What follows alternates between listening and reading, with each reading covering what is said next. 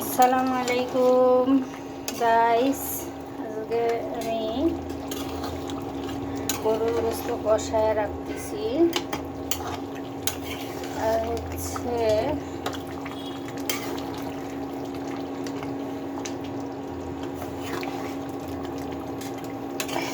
গরুর গোস্ত কলিজি খেপসা একসাথে দিছি।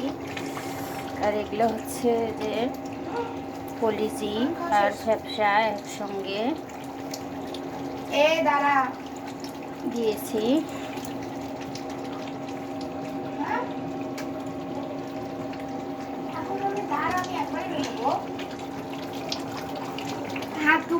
এগুলো হচ্ছে ভুড়ি মাখায় হচ্ছে দিয়েছি। এগুলো কাঁচা।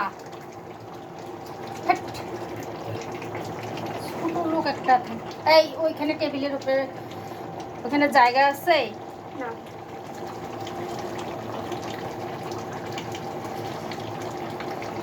তো পরে দেব, পুরো আপডেট পরে দিব, এখন আর সময় নেই তাই দিতে পারছি না। আল্লাহ হাফেজ।